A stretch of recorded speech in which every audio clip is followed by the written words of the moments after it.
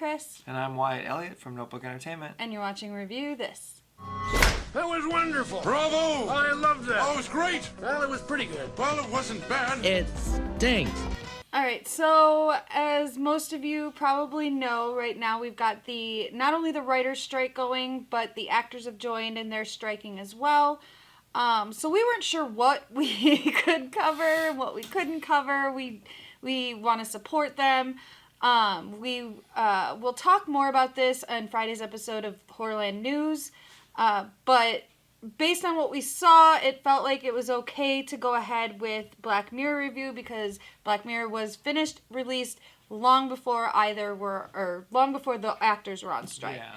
So, we're not trying to cross picket lines here. We just want to talk about season 6 of Black Mirror because I loved every episode. I thought every episode was great, had a good point to make. And this episode, our stuff is anywhere near sponsored by the studios, or we're not paid to do this. We really do not support the studios. Right. So, yeah, that's why it's okay for us to do this. Yeah, we're not making any money here. No. We just are fans. Yeah. But yeah, I loved this season. The first episode is magnificent. And vital to what we're talking about, basically. So let's get right into it. The first episode of Black Mirror was probably the one people talked about the most. It's called Joan is Awful. The cast is Annie Murphy, who most of you know from Schitt's Creek. Mm-hmm. Then you've got Selma Hayek, who you should know. Michael Cera, again, who you should probably just know. Rob Delaney and Jaboukie Young-White, who is a comedian. He was also on Daily Show for a while, so big Twitter person. And it was really fun to see him, and I was like, that's Jaboukie! Right, yeah, we saw it right away, yeah. And Michael Cera's little part was hilarious. He was great in it. It's so well done. So well done. They couldn't have planned this better if they tried. It's almost beyond ironic that Netflix put this on. It's insane. Yeah. First we were laughing about it being on Streamberry. Right. And then we were like, oh, got it. Okay. Because I was saying, why didn't just call Netflix? It even has the boom and everything. Right, everything. It's got the Streamberry is in the Netflix script and everything. So, which that tells me that Netflix had to approve it. So that means they're either think it's funny, are so oblivious that it's about them. Or they have somebody just, Black Mirror, that's people like that. We'll just go ahead, do whatever you want. Do whatever you want. But I think Joan is Awful was definitely the funniest and most entertaining episode of the season. It was funny, and I think it's so funny because it is so real. Yeah. It's obviously an exaggeration, hopefully. Right. What that's what the strikes will. We'll see what they come out of the strikes with. But it's hilarious. It did make you laugh because the thought of you're out doing stuff and you're in your life and you join your life and you come home and you're watching that exact thing on TV. Because it's who lives an interesting enough life that they would make a show up, you know? But always read your terms and conditions from now on, guys, if this episode taught us anything. Well, see, I was trying to figure out in the beginning of the episode why you just don't see her hairstyle anymore. Right, we thought it was a period piece. We're like, okay, are we doing the 2000s? Early 2000s? Right, with you just don't see the highlights like that anymore. Right. But it's important that she does because that way you know when it's a Selma Hayek CG version of her. And then when we get to the real Joan, too. Exactly. The scene where Selma Hayek goes in, after Annie Murphy's Joan goes and shits in the church, the scene where Selma Hayek's yelling at her lawyer and she's like, I would never do something that would insult God or whatever it was. Right. I was like, wait a minute. Are we just completely discounting that this woman was in Dogma as a disguised muse who stripped and had to fight a giant poop monster? We're just going to skip right over that. Okay. Well, thankfully enough, she's only people who have physical copies will know about that movie. I have Dogma on DVD. Oh, I bought it right as it Good came luck out. finding it. Pull it from my cold dead hands. Right. But yeah, so that scene to me, that was the only scene where I was like, no, Selma Hayek would be fine probably with that scene because I mean, unless she, like, really got into God or something afterwards. Mm-hmm. Well, there's also, I can see maybe as you age, maybe you're like, I don't want to do that stuff anymore. Like, that's fair. But, you know, but I think obviously it's just for the story. It's right. story driven. Exactly. But I was upset. I was like, dude, are these writers too young to know what dogma is? Like, what is going on here? No, I think and to be fair, it was probably written before cast too. Maybe, well. yeah, I guess. But I also love the detail that when they first pull up Streamberry, I was like, wait a minute, Loch Henry, that was the name of one of the other episodes. Yeah, so I love that they used, especially considering what Loch Henry is, we'll get into that they use the other titles of the shows as other shows on Streamberry. Because then it makes you wonder if that's their real life. Right. Like, because the show establishes later on that there's thousands of people this is happening to. Right. So and when we're watching Loch Henry, are we really watching the real people that are in Loch Henry? I feel like that's what they're trying to suggest. Is they're trying to suggest that, this is what Black Mirror is now. You never know. Next thing you know, you could turn on the TV and there you are sitting there watching yourself, watching it, watch yourself. So I think the main themes to come out of the first one is AI sucks and always read your terms and conditions. Always, because we didn't really go into what it's about. We kind of figure everybody knows. Yeah, if you're watching this, you've seen it. So you've seen it, and hopefully, because we're going to spoilers, like, I guess we'll put that later in the thing too. But, spoilers! But yeah, so the whole thing happens because she doesn't pay attention and signs the term. Which we all do. I've never read the terms. Okay, click agree. Okay. Yeah, exactly. Like, they could own my firstborn, but tricks on them. I'm never having kids, so... We've been doing it since the internet became a thing. Exactly. And before that, with software programs. Exactly. Yep, I agree. Yep. Because you can't agree? That it doesn't work? You don't have it, right. What's the alternative? Yes, I agree. Whatever. Just let me use Streamberry. Mm-hmm. So let's move on to episode 2, was called Loch Henry. And this one was starring Samuel Blenkin, Mahala Harold, Daniel Portman, John Hannah, and Monica Dolan. And I just want to say, John Hannah! I saw him, I was like, that's Jonathan from The Mummy. Right, yeah, it was. Yeah, that's right. Yeah. I was so excited to see him. And at first, because you can't really tell because he looks older, obviously. Mm-hmm. But as soon as I was like, nope, that's Jonathan from The Mummy. I don't care. So... Loch Henry, I want to say that as a lover of true crime serial killer documentaries, I adored this episode. It felt like you were in the middle of watching a true crime happen. Right. Like you were watching this documentary happen in real time, and I loved it. It was a trip, yeah. And I loved trying to guess where it was going, and we called it pretty early on that the mom's tapes were like, it's weird that she has that many tapes of this show. Like, something else is going on with those tapes. Of this show that she supposedly had a crush on the guy. I don't remember, it was some Western. Yeah. And, so no, it was not. No, those tapes are definitely something else. Yeah, I don't know how to describe it except for that it was like you said, it was kind of like it was unfolding all right before your eyes as it was being... Right, because they were going to make a documentary about something else, the duck guy or the turtle guy or something. It was some guy who's doing good for the for environment, but it wasn't going to be like an exhilarating documentary. And then they get there and they hear about this true crime that happened and that his dad was one of the officers, and eventually his dad died because of the injuries years later, and so they want to tell the story of how his dad was also like basically the last victim of this serial killer. And then turns out, nope, dad and mom were part of this torture, kidnap situation. And then the girlfriend finds out, like, I feel so bad for, what's his name, Davis, like, he finds out his dad wasn't the hero cop he thought he was, that he was actually also a serial killer. Mm-hmm. He finds out, your mom also a serial killer, and she killed herself and left you the tapes of her committing all these atrocities for your film. Is in the note that she leaves him. And his mom chased down his girlfriend, and his girlfriend fell and hit her head and died because she was trying to get away from his mom. Like, this poor kid I hope he's getting so much therapy.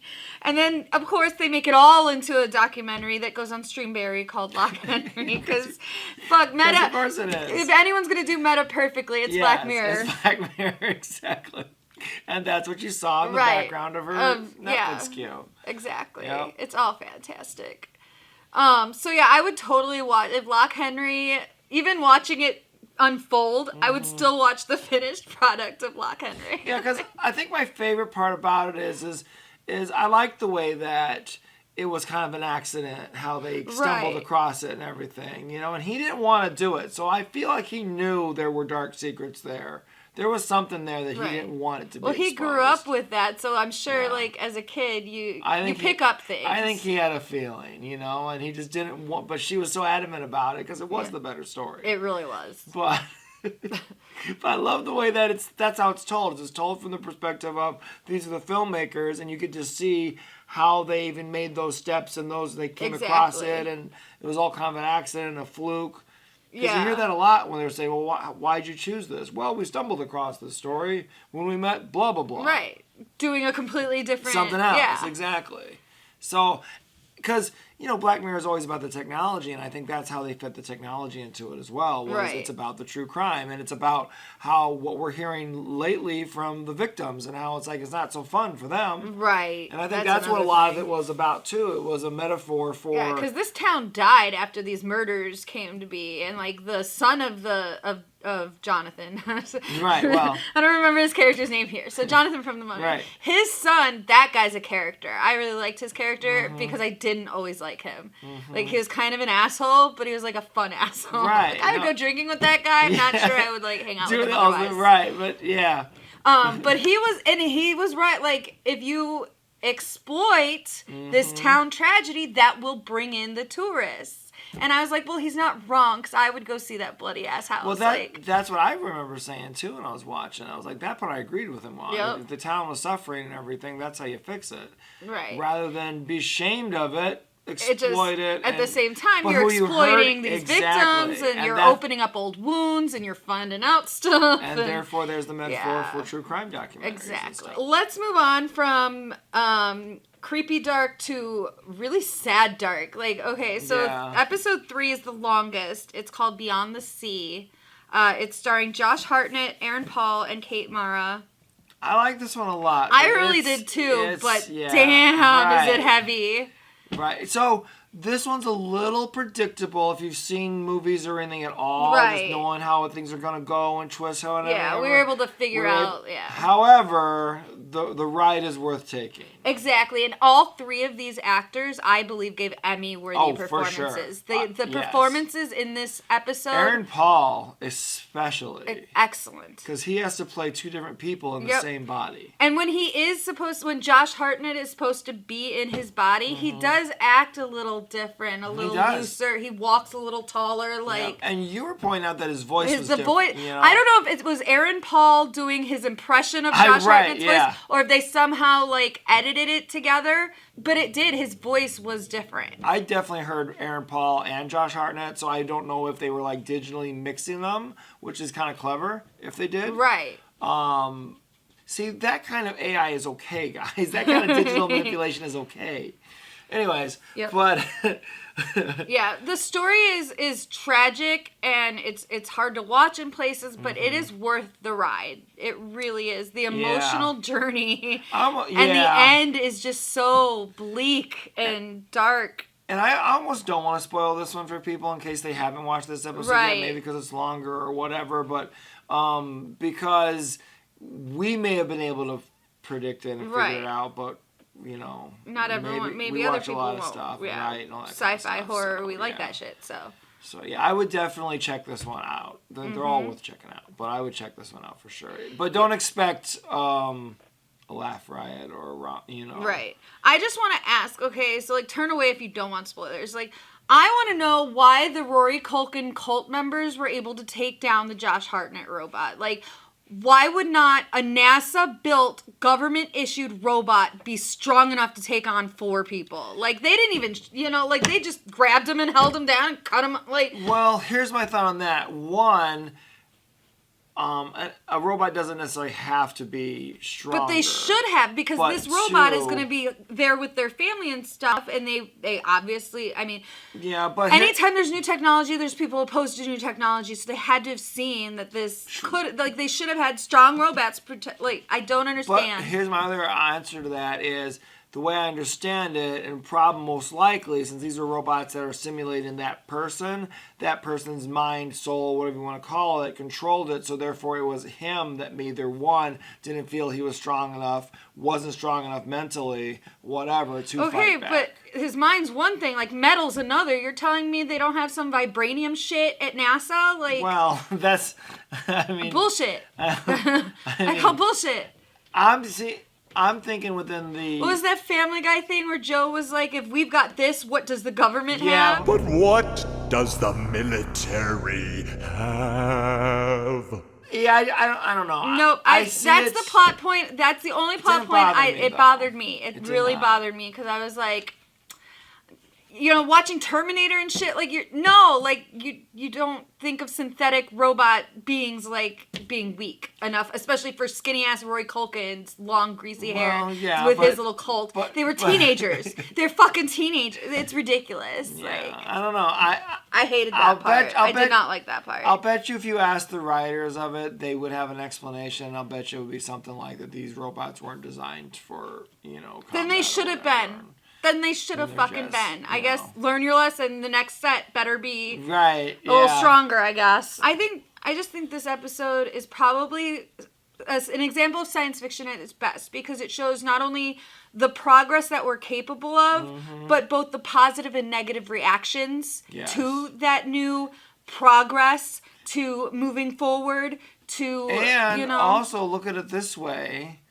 We're still in spoiler territory, so if I say too much, it's okay. But remember, they didn't use the technology the way it was designed. They cheated it. It was a solution to help him out. It was designed to you stay in your own body. And but he was in his own body when those fuckers came and got him.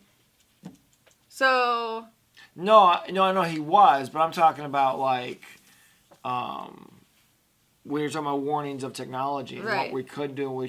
I mean, it was man that attacked the technology that destroyed it because of and it was us who used it corruptly. Fear, and it was us who then corrupted it. Yeah. So it's misuse of it. Exactly. It's good technology misused is what I think. Because humans are fallible. Yes. Always. Which it goes back to the AI as to why you have to fix it and figure out rules. Right. And limit, because there's a truth saying that some technology we just don't need to develop. You know, like... Right, like, we probably all would have been better off without the atom bomb, probably. Like, because one of these days, one of those is going to go off and we're all fucked. All right, so let's move on to one that was a little bit back in the entertainment, less than the gut-wrenching, you know. Yeah. Maisie Day is episode 4. This one's starring Zazie Beetz, Clara Ruggard, and Danny Ramirez. And it's a fantastic little werewolf story, is what it is. Yeah, it's like people kind of started shying away from the werewolf genre. Yeah, lately there hasn't been a lot. So it was a nice surprise to find out that that's what this was. See, I was surprised because I remember thinking, like, well, it's technology based somehow, you know. Nope. Not this one. Just straight up werewolf shit. Right. Like, nope. That's the twist. Yep. It's also great commentary on the ruthlessness of the paparazzi. Yeah. And the scumbaggery of not only the media, but us consumers of media who want to see people in their worst moments, worst, weakest moments. Like, they're chasing this girl down thinking that she's strung out. It was totally giving me, like, Britney shaved head vibes. Oh, sure, yeah. For sure. Or like Amanda Bynes or Lindsay Lohan. Or when they were camped out trying to get that Cara Delevingne. That was more recently. Trying to get Cara Delevingne as she was all strung out. Like, these people are people still. Well, I know. You know? But like, it goes back to what we were saying earlier. Is that how people just are... What's the word? Not maniacal. What's the word I'm looking for? Horrible? We just want to see... There's something about mankind that want to macabre, that want to see things destroyed, want to see things at their worst, want to see, you know, like, why is it we build up these great buildings and monuments and Right. stuff, but what do we want to see? We want to see them destroyed. Right. We want to see It's Godzilla fun to watch a building come get in taken down, yeah. Right. We want to see people get stomped on and shit, you know? Well, it's like when you're a kid, you build a Lego or a block city so that you can knock it all Destroy down. it, yep. Right. Faces of Death rented a lot of videos, guys. Because we're all fucked up. Right, Like, I'm telling you, like, we want to see the worst in life. And I don't know why, it's like psychologically it's true, but it is. right. And I hope that people watch this and think, oh, well, that's horrible, and stop supporting TMZ and these magazines and stuff when they try to share those kinds of photos and stuff. Don't look at them. Don't click on them. Don't give them the click. Right, because that's what, Let these people have their moment and hopefully go get help. Like, we want to root for people, not against them, you know? Let's be a better society, guys.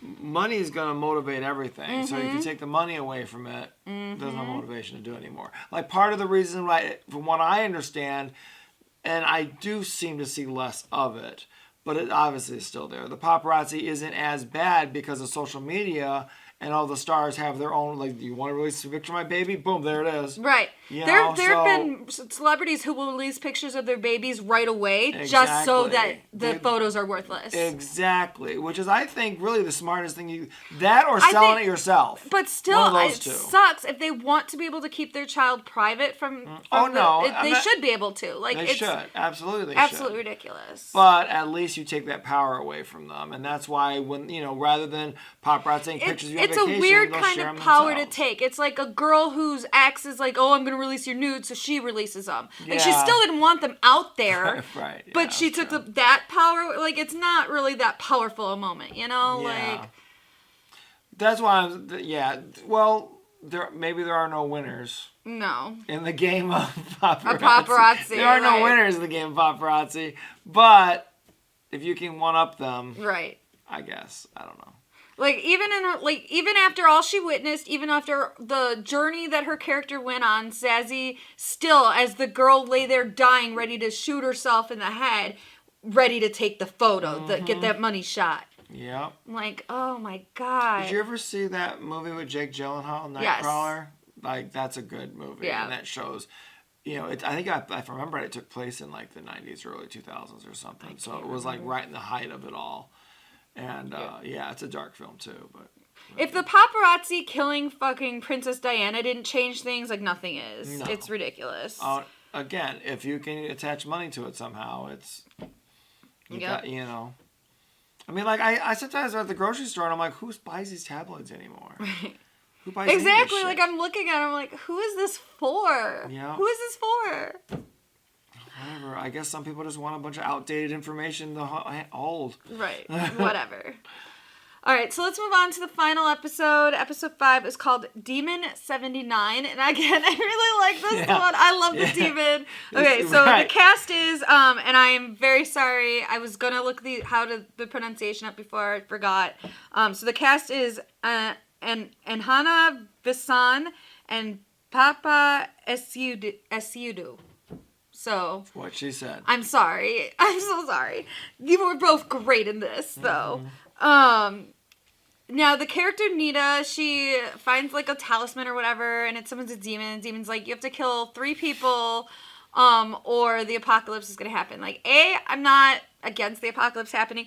B, I would not have nearly as much trouble as Nina did in choosing 3 people. I'd be like, only 3?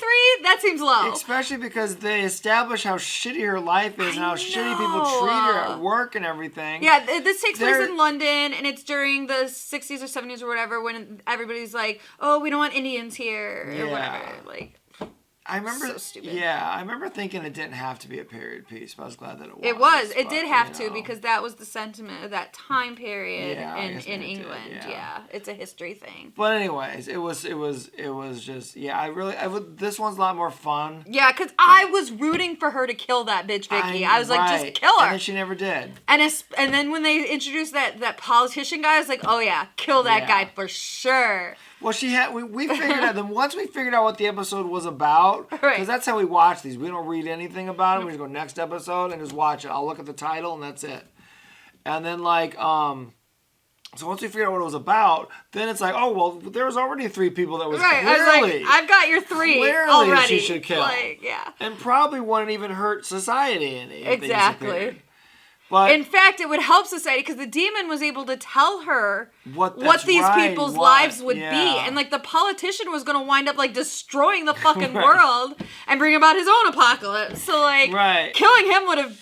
been the best thing. I'm mad she didn't. Like, the first one that she winds up killing is some guy. Like she's having a fight with the demon down by the water, or whatever, and the guy's walking up with his dog. Oh yeah, that guy. And then the demon's like, "Hey, he touches his daughter." That's the one. Yeah, that's the one. And the daughter winds up killing herself at 28 or something because of all the trauma that she goes through, and so she kills him or whatever. And then when she meets the little girl later or whatever, the demon tells her, "Hey, because you killed her dad, this woman's now going to live to be a mother, a grandmother. She's going to, have a good life because you killed her dad.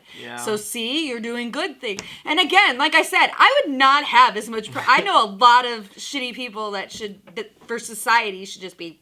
Right. Like, do they have to be in my general vicinity? Can I send the demon? Like, can the demon buy me an airline ticket and we go somewhere? Like, I almost feel like this could have spun off into its own series. I would watch this so hard. Like, think about it. I think that's a good premise. You have this devil guy or whatever who's kind of orchestrating everything, but you have this woman who has no hitman experience at all. She works in the shoe department. She's not even a killer, but now she has to go around killing these toxic people. I'd watch it so hard. Like, every day she has to kill someone or the apocalypse happens or something. Yeah, or something. So, like, every day she has to kill someone. Or he tells her it's going to happen, Which, again, I love that, too, where at the end when because she doesn't succeed in killing the politician guy, he survives the car accident or whatever, and then the cop comes before she can finish him off. So she's trying to tell the cop that, like, this apocalypse is going to happen at midnight or whatever. And so when the clock strikes midnight and nothing happens, we're like, oh, shit, the cops were right. She was just crazy. Like, there was no demon or whatever. Yeah. And then, like, 12:05 happens, and it's like, boom, mushroom clouds and shit. Missiles start going off. And the demon comes, because the demon had told her, like, if I fail, I'm going to get cast out into, like, eternal nothingness, basically. Like, all by myself, no sound, no nothing. And so as they're at the police station and, like, apocalypse is happening, he's like, do you want to come with me? And she's like, yeah. So they go together off into... And I love that for them. Yeah. Like... But see, then you spin it off into its own series where they escape the hole, and now they're fighting crime. They escape eternal nothingness. Right. There's got to be a back door. I mean... you can hack into anything. Right. I liked this. I liked Nita. I liked the demon guy, Garp or whatever his name was. Gap, whatever his name was. I really liked him. I think for fun of it, this was my second favorite of the episodes. Because obviously Joan is... I love Joan. That was a fun one. Joan is definitely the best. This is definitely a fun one, too, I think though. This one... And the way that it's shot, it looks like those old Bollywood movies from the 70s. It's got that, like, grainy kind of... it did kind of have that look to it. Yeah. A very orange color. Color grade. But, no, I liked it. This whole season was great, as most of them are. Every episode is a banger. So, just if you don't watch any other one though, watch the first one. Yep. What was it? Joan is Awful. Joan is Awful. Please watch Joan is Awful. It is so relevant. I think it's also relevant because you think to yourself, a lot of people, I've never thought this, a lot of people are like, well, they're actors, they should know what they're getting into. It's their job, blah, blah, blah, blah, blah. They're getting paid lots of money. Yeah. This puts into perspective it could happen to anybody, and would you want this to happen? Because even if it's not this instantaneous, it could still, CGI, all of a sudden your face, let's say it starts making faces at random because of what it finds on the internet, eventually it's going to find faces that look like other people. Because Facebook has your face. Like, if you're on Facebook, it's got your face. And that's the thing. So eventually it's going to start melding faces, and eventually it's going to make somebody else's face, and now all of a sudden you find yourself... Yep. And there's already, and this is sick... There's already people who are taking teenage girls and putting their heads on bodies and making them do horrible things. Oh yeah, the deep fakes, I guess, for the poor Twitch girls are just unreal, insane. And it's destroying these girls' lives. Yeah. Like, and when you think about it, like, okay, so let's say you do throw that argument out there about, well, they should know what they're signing up for and blah blah blah. Not if you're just somebody streaming online. you're not signing up for any of that. And you're 16. You can't sign a contract legally anyway. You're not. That's not why you're doing that. And yet, from what I hear, there is channels and whole 4chan pages and everything of nothing but Twitch streamers doing that they've done deep fakes on. Oh yeah, and then you find the girls on TikTok crying about how their lives are falling apart because of these nudes of them that aren't really them. Well, yeah, It's ridiculous. And the studios, it came out, and again, we're going to talk about this more in the news on Friday, but it came out that the studios wanted to take extras, pay them $100 for one day of work, scan their entire body, and then use them in any way they see fit for the rest of eternity. Yep. Without that actor getting paid again. Yeah. Which I guess the studios tried to backstep that, and they were like, no. We were just meaning for that project. Yeah, sure. Sure, Jan. Right. Okay. Exactly. Yeah, because we should trust what you guys are going to do, right? Yeah, I don't trust a shit. Not one thing the studios say right now. Yeah. Not one. Because they have our best interests. No. Also, we'll talk again more about this on Friday. But if you are worried and you want to support them, but you're worried, if I go see Barbie or Oppenheimer or whatever, that I'm crossing the picket line or I'm doing something, they have said, we are not asking for a boycott right now. Please go see these, because if the movies do poorly, that gives the studios more leverage to say, look, see, we're not making money. Exactly. So that makes me happy because I really want to see the Barbie movie. Yeah. Oh, yeah, for sure. And that's the other thing, too. If you do boycott it, who are you really punishing but the people behind the scenes and the people who did make it, because that goes against them. And Greta Gerwig doesn't need that either. No. So unless the actors and writers specifically start calling, it gets to the point where they say, okay, then we're doing full boycotts. Feel free to go and see any new media, watch any new media that does come out. But do pay attention, because if it does get to the point that they call for a boycott, we will stand in solidarity with that. Yep, we sure will. We'll find other things to talk about. Yep. We'll talk about horror video games, horror comics. Right. They said anything, as long as it's not by one of the struck companies. Yeah.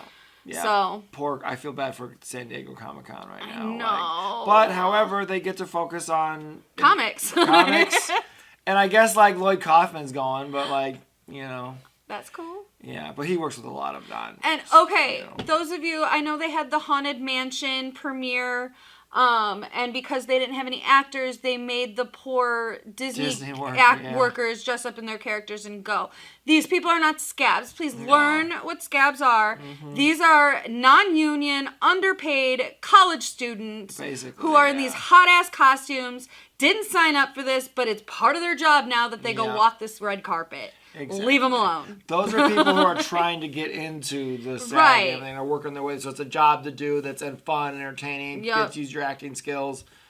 That's what those people are. So they had no idea they would have to walk a Haunted Mansion red carpet until probably 2 days before it happened. And honestly, it was probably fun for them. So. Right. But yeah, I didn't realize that people were upset about that. People are calling them scabs and stuff. And so the SAG and everything were like, they're not scabs, leave them alone. Right, chill the fuck out. Right, chill. Everybody's got to be mad about something nowadays.